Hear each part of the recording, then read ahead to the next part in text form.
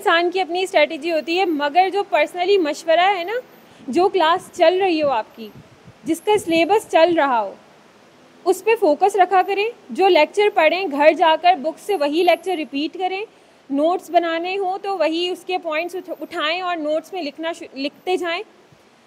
आपका टाइम बहुत अच्छे से मैनेज हो जाएगा। आपने आज एक टॉपिक पढ़ा और 2 हफ्ते के बाद आप उसके नोट्स बनाएंगे, आपको दोबारा वो लेक्चर रिवाइज करने की ज़रूरत पड़ेगी। और अगर आज ही जो लेक्चर पढ़ के जाएंगे तो रात को उसको रिवाइज करने की ज़रूरत नहीं पड़ेगी। फिर आप नई चीज़ें ढूंढेंगे, जो आज के लेक्चर से कुछ नया आपको नज़र आ रहा होगा, आप उसको उठाएंगे और उसको लिखेंगे। अगर ये वाली स्ट्रेटजी को कुछ दिन फॉलो करके देख लें तो आपको खुद ही फ़र्क महसूस होगा कि ये ज़्यादा अच्छी है, या जो हमने अपना एक पैटर्न बना के रखा होता है कि इस दिन हमने ये 3 कवर करने, इस दिन 2 कवर करने, उससे बेहतर कहीं ना कहीं ये है कि टच में वो वाले सब्जेक्ट्स भी रखें जिनकी क्लास यहाँ आपकी हो रही है। करके देख लें जी। ठीक है, अब इसकी जो पॉइंटर्स थे वो अपने पास लिखना शुरू कर दें। सिर्फ हेडिंग्स हैं। जो हेडिंग समझ ना आए या जिसके अल्फाज मुश्किल लगें तो वो मुझसे पूछ लें। पहले लिखें तज़किया नफ्स का हुसूल। तज़किया नफ्स का हुसूल रोज़े के, नमाज के तो हमने कर लिए थे ना।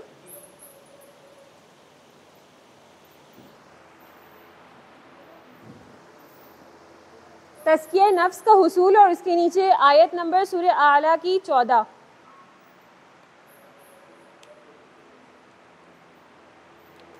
दूसरी हेडिंग लिखें इताअत हुक्म इलाही का जज्बा। इताअत हुक्म इलाही का जज्बा।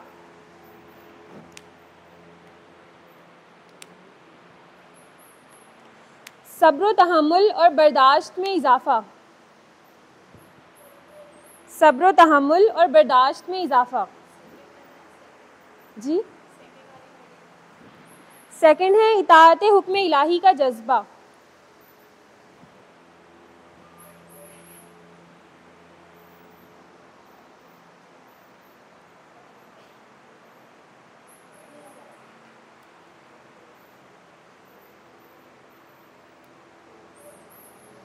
ये जो आपने दूसरी लिखी है ना, उसके नीचे ये लिख लें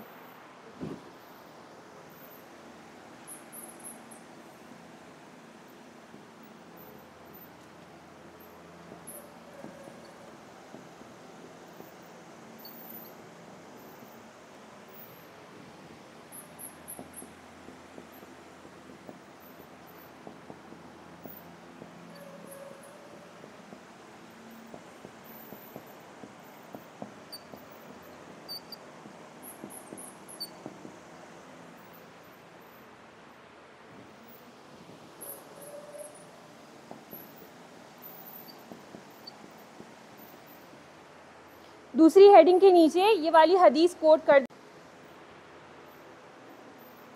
तीसरी हेडिंग आपने लिखी थी सब्र तहम्मुल और बर्दाश्त में इजाफा। इसके नीचे रेफरेंस में सूरह ज़ुमर की आयत नंबर 10। सूरह ज़ुमर की आयत नंबर 10।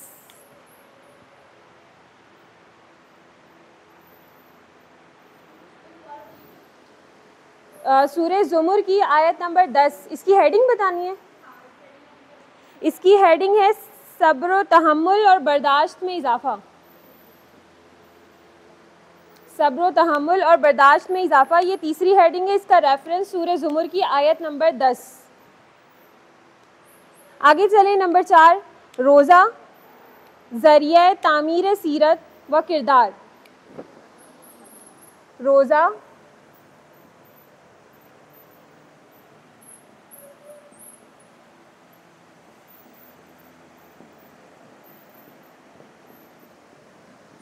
इस तरह लिखें, रोज़ा कौमा में, और आगे लिखें ज़रिया तामीर सीरत व किरदार।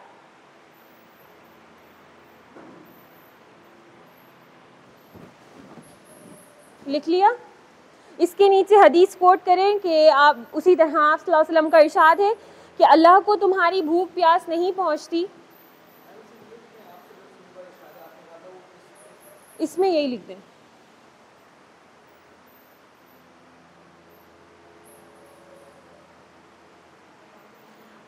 अल्लाह को तुम्हारी भूख प्यास नहीं पहुंचती, बल्कि सिर्फ तकवा पहुंचता है,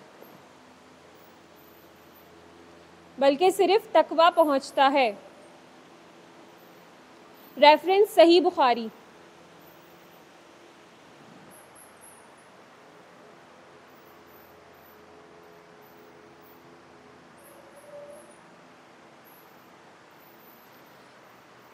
पांचवी हेडिंग है इमदाद बाहिमी का जज्बा। इमदाद बाहिमी का जज्बा।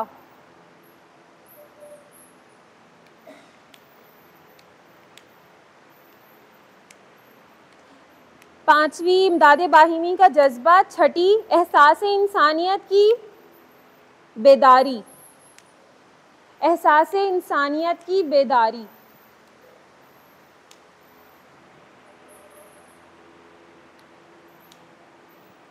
एहसास इंसानियत की बेदारी। जी, इमदाद बाहिमी का जज्बा। 6 से एहसास इंसानियत की बेदारी लिख लिया। 7 पे ईमान में इजाफा।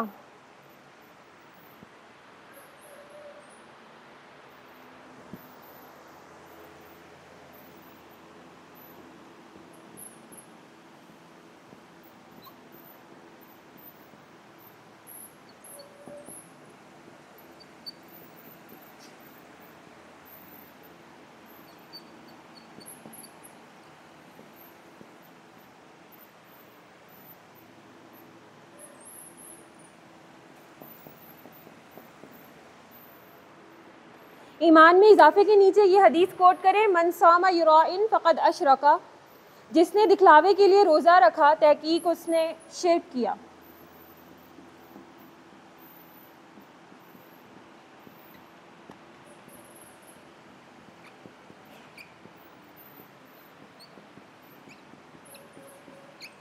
जिसने दिखलावे के लिए रोज़ा रखा उसने शिर्क किया।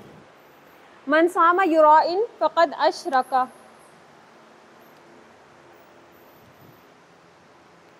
रेफरेंस सही मुस्लिम।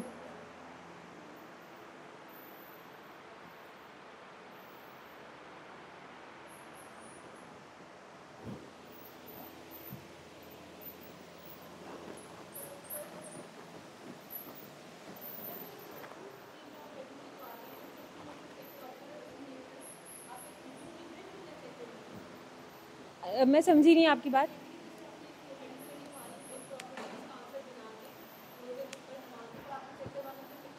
जी, यही मेरे कहने का मकसद है। 5 इयर्स ये जो आपके पास्ट पेपर्स हैं उनको उठाएं, नमाज से रिलेटेड सवाल ढूंढें कौन सा सवाल है, रोज़े से रिलेटेड सवाल ढूंढें कौन से सवाल आए, जो पसंद आ रहा हो ना वो उठाएं, उसको अटैम्प्ट करें। हेडिंग्स इस तरह बनाएं, हदीसें आयात कोट करें, पूरी प्रॉपर पैराग्राफ बनाकर, आउटलाइंस बनाकर, जिस तरह आप एक प्रॉपर समझें एग्ज़ाम में बैठ के आपने सॉल्व करना है, बिल्कुल वैसे। तो ये सारी चीज़ें जो मैं आपको यहाँ पढ़ाती हूँ ना, इनको यूज़ करते हुए आप अपने पेपर को बनाएं और जवाब तैयार करके फिर मुझे ला कर दें। उससे बहुत अच्छा आपको खुद भी पता चलेगा आप कितना अच्छा कर रहे हैं, कहाँ मिस्टेक कर रहे हैं, कहाँ लैग कर रहे हैं। मुझे भी समझ में आएगा कितना आपको समझ में आ रहा है और क्या चीज़ें आपको मज़ीद समझाने की ज़रूरत है।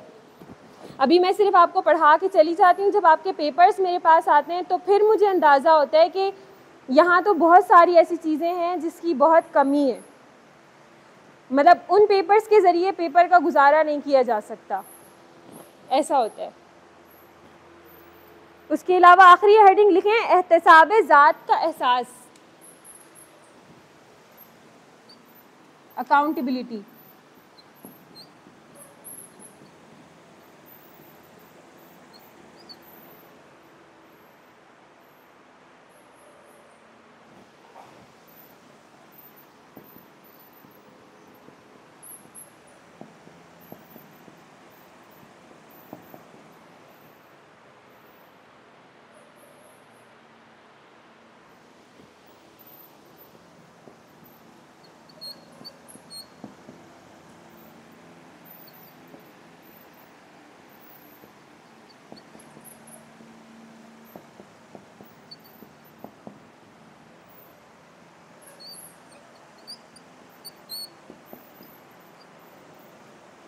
एहतिसाब ज़ात का एहसास, इसकी कोटेशन में रेफरेंस में ये हदीस लिखें, मन क़ाम रमज़ान ईमानन व एहतिसाबन गुफ़िर लहू मा तक़द्दम मिन ज़ंबिही।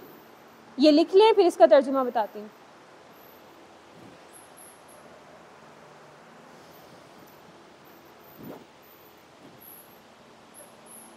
जो लेंदी हदीसें होती हैं, जिसके अंदर कोई वाक़या बताया जा रहा होता है या कुछ लंबी बातें होती हैं, उनको कोशिश करें उर्दू में याद रखें।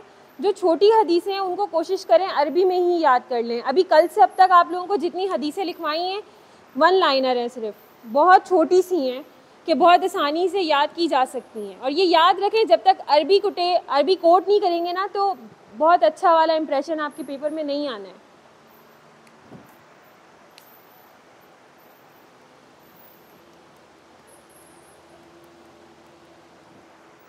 तर्जुमा लिखें। जिस शख्स ने रमज़ान में ईमान के साथ और एहतिसाब ज़ात के साथ, जिस शख्स ने रमज़ान में ईमान के साथ और एहतिसाब ज़ात के साथ रोज़े रखे और नमाज़ें अदा की,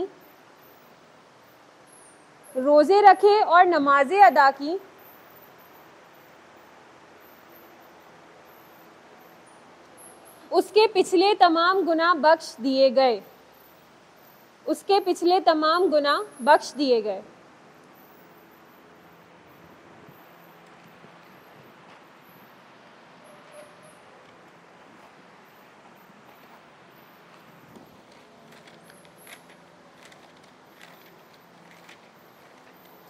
अब अभी तक जितनी हेडिंग्स लिखवाई हैं उनको एक नज़र देखें। कोई हेडिंग ऐसी हो जिसको आपको लगता हो इसका पैराग्राफ आपसे बनेगा नहीं, तो फिर बताएं मुझे।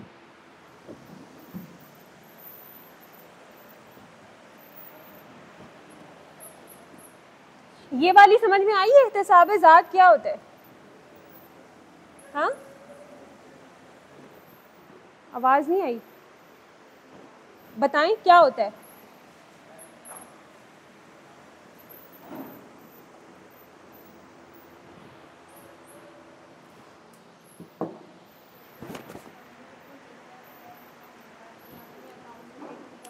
जी, बाकी नहीं, नियत अच्छी नहीं।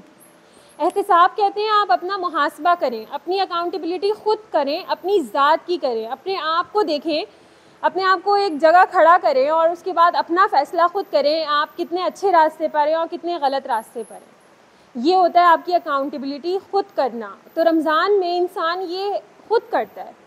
रोज़ा अगर उसने रखा है तो ये बात उसके अलावा और किसी को नहीं पता कि उसका रोज़ा है। जब ये इतना गुमशुदा सी चीज़ है एक इंसान के अंदर, तो बाकी सब अच्छाई और बुराई भी इंसान के अंदर ही है। इस वजह से ये एहतिसाब ज़ात का लफ्ज़ इस्तेमाल किया। जी, मुहासबा एहतिसाब ज़ात एक ही है।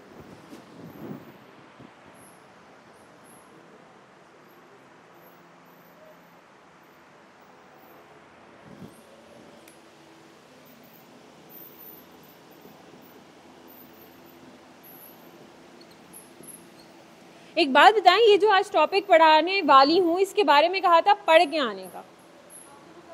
मिलिट्री स्ट्रेटेजिस्ट आप सल्लल्लाहु अलैहि वसल्लम कैसे थे, पढ़ा है आपने? पढ़ा है। और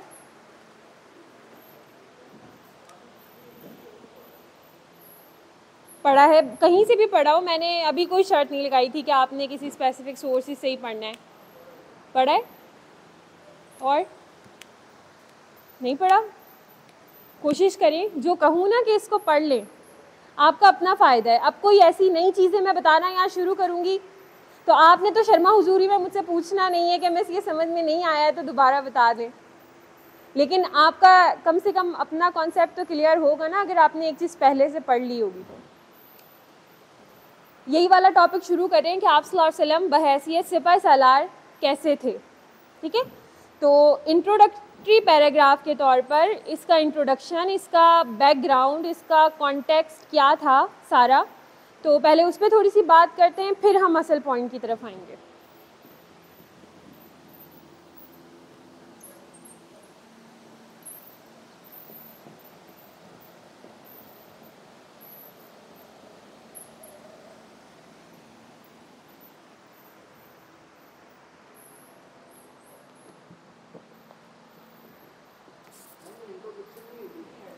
जी नहीं, इंट्रोडक्शन में कभी कोई हेडिंग नहीं डाली जाती। जी, मैं अभी जितनी आपको बैकग्राउंड और पीछे का कॉन्टेक्स्ट बताऊंगी कि इस्लाम से पहले जितने मज़ाहिब थे उनका क्या तसव्वुर था, जंग को वो किस नज़र से देखते थे, जंग क्यों शुरू करते थे, जंग के मकासद क्या होते थे उनके, फिर इस्लाम आया, इस्लाम कौन सा मकसद लेकर आया आपके पास कि जिसकी वजह से जंग होती थी। कहीं ना कुछ आपके इंट्रोडक्शन से रिलेट करेगा और कुछ ना कुछ आप एक अलग हेडिंग्स बना कर अपनी बात को बताएंगे। अब ये इंतखाब आपका होना चाहिए। जी, ऊपर आप कुछ ना कुछ इंट्रोडक्शन में उस एनालाइज का टच भी देंगे। अब ये सारा कुछ आपके ऊपर होगा, यही चीज़ मुझे चेक करनी है कि आप कितना अच्छे से अपने आप को बयान करते हैं पेपर के अंदर। तो सबसे पहले जो है ये समझें कि जंग का तसव्वुर इस्लाम से पहले क्या था। जब से दुनिया बनी है जंगें हो रही हैं। जंग का मतलब बेसिकली मतलब यही है, अगर एक पॉजिटिव कोई बात कह रहा है दूसरा नेगेटिव कह रहा है, पॉजिटिव कहने वाले ने वो नेगेटिव वाली बात को एक्सेप्ट नहीं किया, बस समझे लड़ाई छिड़ गई। तो ये सबसे पहला वाकया क्या हुआ था ज़मीन पे? हाबिल और काबिल का क्या वाकया था?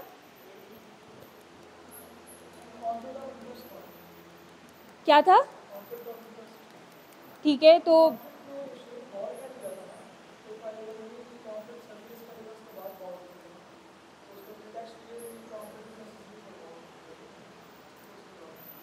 हाबिल ने काबिल को कत्ल किया था, काबिल ने हाबिल को कत्ल किया था। किसने किसको किया था?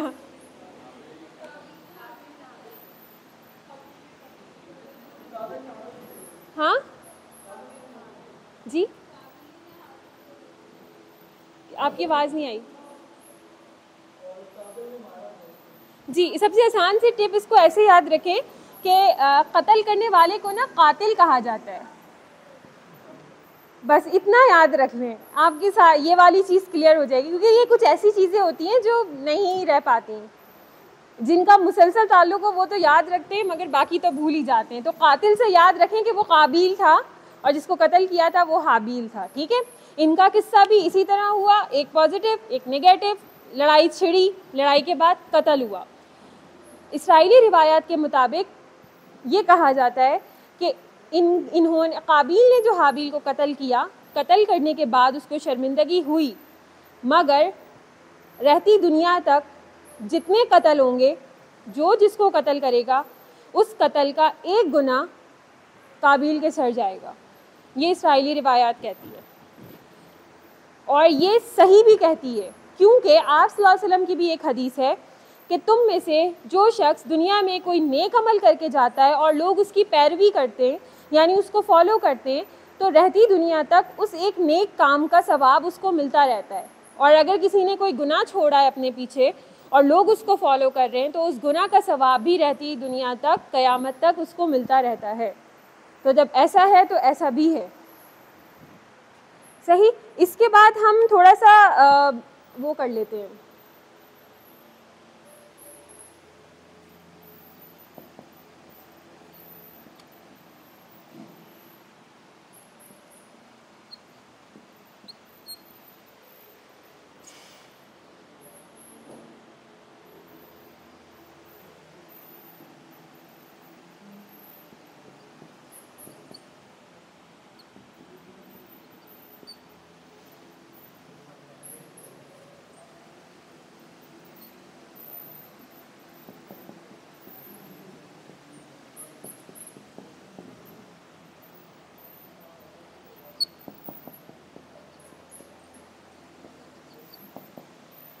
देखिए, जो मैं आपको बता रही थी कि सबसे इस्लाम से पहले भी जंगें हुआ करती थी और उनके मकसद जो होते थे वो सिर्फ आपस में तफाखुर था, आपस में कब्ज़ा करना था, या फिर किसी ज़मीन के ऊपर कोई झगड़ा हो रहा है तो उसकी वजह से आप एक दूसरे को कत्ल करते थे और इसकी वजह से ये जंगें हुआ करती थी। ठीक है, तो हम तो सबसे पहले इन शरीयतों के बारे में बात करेंगे ना, जो इस्लाम से पहले शरीयत थी, क्योंकि हम यहाँ शरीयत इस्लाम को बता रहे हैं कि ये कैसा था। तो अब इसका एनालाइज, हम जो कंपैरेटिव एनालाइज करेंगे वो हम किसी और शरीयत से करेंगे। तो इस्लाम से पहले जो है हिंदुइज़्म था नहीं, है भी, लेकिन और ये जुडिज़म था। ये दो ऐसे मज़ाहिब थे जो इस बात को प्रमोट करते थे कि जंग होनी चाहिए। अगर आपको कोई छोटी तकलीफ़ पहुंची है, अगर आपको किसी से कोई मसला है, कोई ऐसी कौम है जो आपके रास्ते में आ रही है, तो उससे सुलह नहीं करनी है, उसके साथ मिलकर कोई कॉम्प्रोमाइज़ नहीं करना है, आपने सीधा जंग लड़नी है। और जंग भी ऐसी लड़नी है कि उनकी आगे आने वाली 7 नस्लें याद रखें कि हमने उनसे जंग लड़ी थी। यानी उनके अंदर इतना ज़्यादा एग्रेशन था कि आपने बस हल्का फुल्का डील नहीं करना है, आपने ऐसा डील करना है कि वो दुनिया के रहने तक याद रहे कि ये एक ऐसी अजीम जंग हुआ करती थी। जी, ऐसे ही है। अरब का एक बहुत मशहूर मकौला है, मतलब उनके यहाँ ये बात बहुत ज़्यादा मशहूर है, ये बात आप लोग नोट कर लीजिएगा अपने पास, कि वो उनका कहना ये था, अगर जंग के दौरान कोई इंसान मरता है और उसको कोई ज़ख़म लगता है तो उसकी रूह ज़ख़म से निकलती है, लेकिन अगर कोई इंसान अपने बिस्तर पर किसी बीमारी की वजह से मरता है तो उसकी रूह नाक से निकलती है, और नाक से रूह का निकलना ये बाइसे शर्म है, जबकि किसी ज़ख़म से रूह का निकलना बाइसे फ़ख्र है। तो इस तरह के कॉन्सेप्ट उनके पास पाए जाते थे। एक और कॉन्सेप्ट था उनका, अक़ीदा क्या था उनका, एक अक़ीदा था, नाम अभी मैं आपको बताती हूँ। तो उसमें उनका मानना ये था, अक़ीदा सार,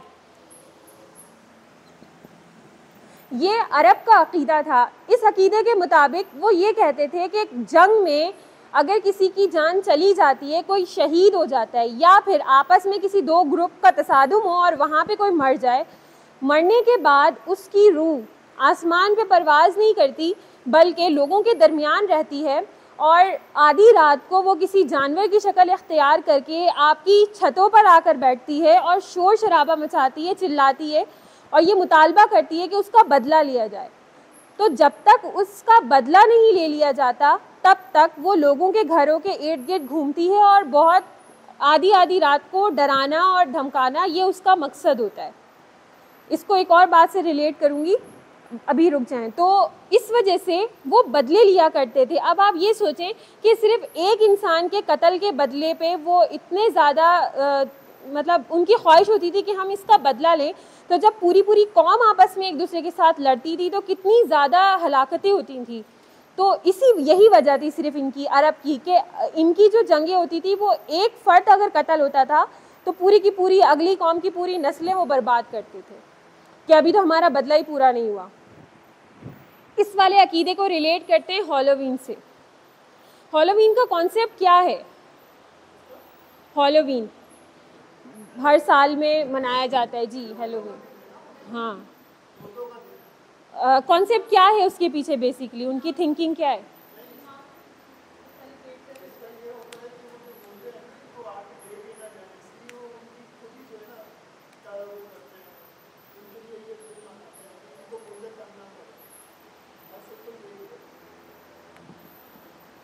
नहीं, इससे ये नहीं है।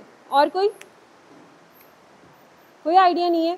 वो भी इसी से मिलता जुलता है कि उनके जो मुर्दे हैं या जो भी पिछले मुर्दे गुजरे हैं, अब उनको जिस भी तकलीफ़ में वो मरे, वो चाहते हैं कि उनकी वो तकलीफ़ें रहती दुनिया तक ज़िंदा रहें, लोग उनको मतलब उनकी शक्लें इख्तियार करके, ज़िंदा लोग उन मुर्दा लोगों की शक्लें इख्तियार करें, और जितनी ज़्यादा वो भयानक और डरावनी शक्लें बनाएंगे तो वो उनके मुर्दे उतने ज़्यादा खुश होंगे। और वो इस बात को मतलब एक खुशी का एहसास होता है उनका कि ये हर साल हमें याद किया जाए और हमारी याद में ऐसे स्ट्रक्चर बनाकर लोगों को डराया जाए। उनका ये डराना उन मुर्दों को खुश करता है। तो कहीं ना कहीं ये इसी अकीदे से ताल्लुक़ रखने वाली चीज़ें हैं। इस तरह के बहुत सारे ऐसे बातिल अकायद हैं जिनकी तरदीद फिर इस्लाम ने आकर की कि ऐसा कुछ नहीं है जितना आपने हर चीज़ को बिगाड़ के रखा है। तो मैं आपको यही बता रही थी कि ये हिंदुज़म और जुडिज़म, इन दोनों में इस बात को ज़्यादा प्रोमोट किया जाता था कि सुलह वुलह कोई ऐसी चीज़ नहीं है, आपने लड़ना है तो बस फिर लड़ना ही है। दूसरी तरफ आते हैं हम ईसाइयत की तरफ और बुद्धिज़्म की तरफ। बुद्धिज़्म जो है सॉर्ट ऑफ, ये कहा जाता है कि जो इनके बुद्धा हैं, मेन हैं गौतम बुद्धा, वो दरअसल हज़रत इदरीस अलैहिस्सलाम है। कंफर्म नहीं है, इसराइली रिवायात है। मैंने आपको बताया था ना, इसराइली रिवायात हैं ही वही जो इसराइलियों से चलती हुई आ रही हैं हम तक। और वो भी सिर्फ सुनी सुनी है, कोई ऑथेंटिक सोर्स नहीं है उनकी।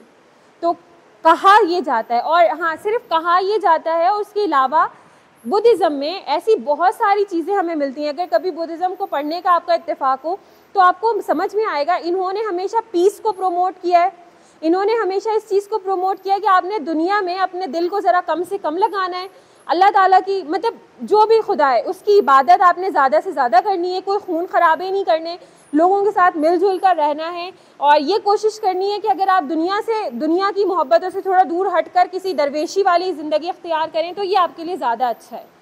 बुद्धिज़्म ये सबक देता है आपको। नहीं, कोई कंफर्म बात नहीं कही जाती, इसीलिए तो ये बाकायदा एक मजहब है, एक रिलीजन है बुद्धिज़्म। हम इनको हिंदू नहीं कह सकते।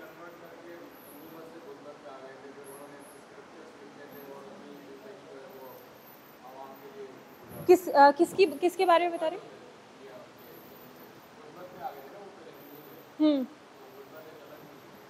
जी, बुद्ध मत अलग है और ये हिंदुइज्म अलग है, इन दोनों को मिक्स ना कीजिएगा।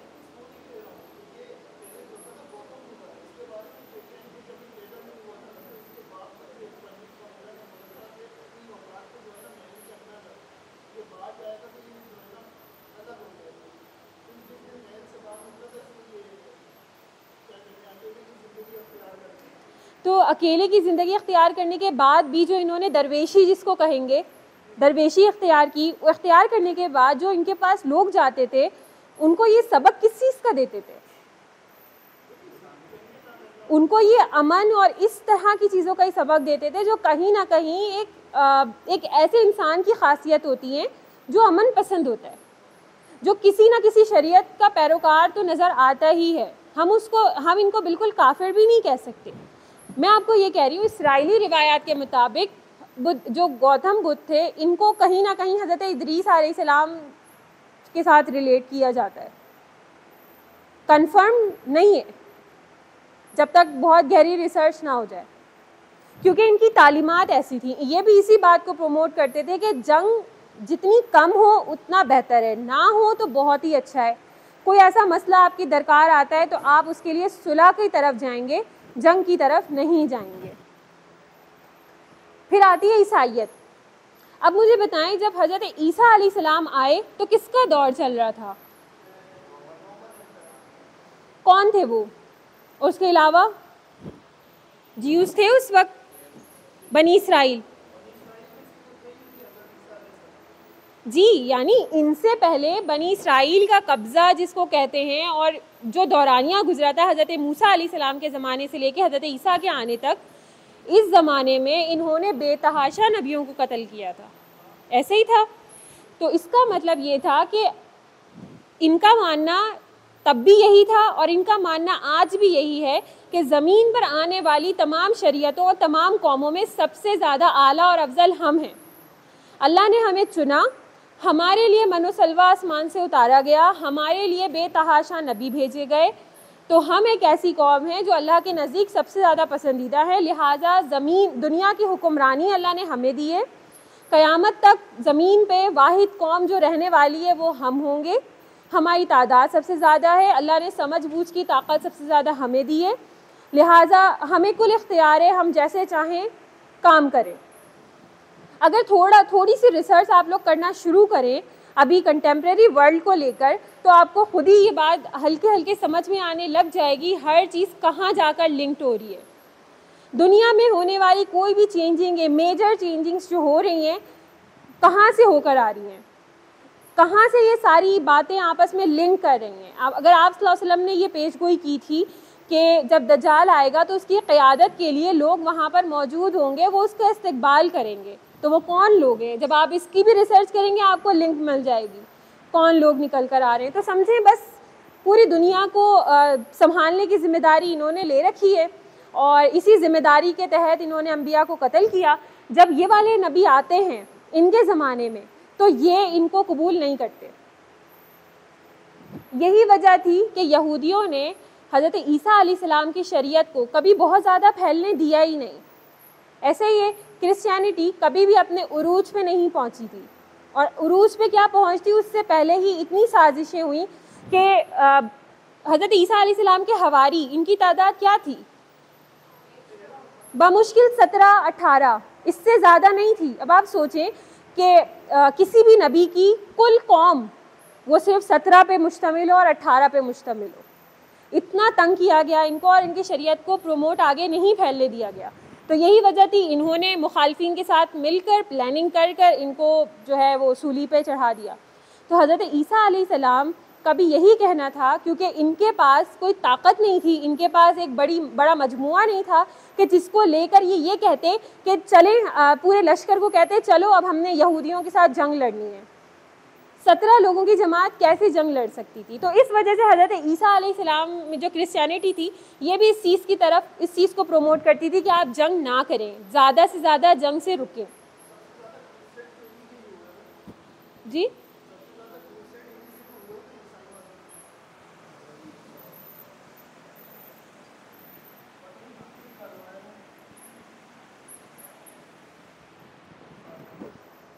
इसके अलावा क्या है?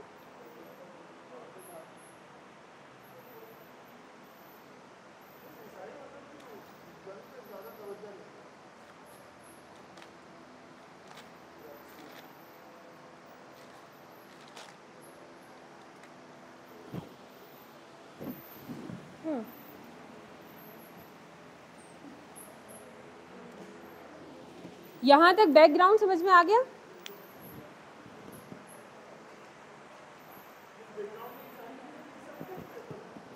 जहाँ जो दिल चाह रहा है वहाँ वो लिख दे।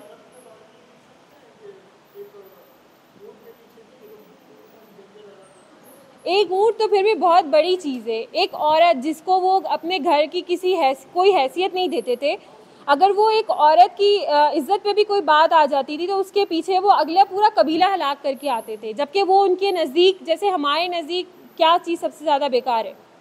क्या है? बिल्कुल वो जो भी है ना आपकी ज़िंदगी में सबसे बेकार चीज़, वो उनकी ज़िंदगी में औरत थी। जब वो उसके लिए लड़ सकते थे और पूरे पूरे कबीले हलाक कर सकते थे, तो एक ऊँट तो उनके लिए बहुत कीमती था।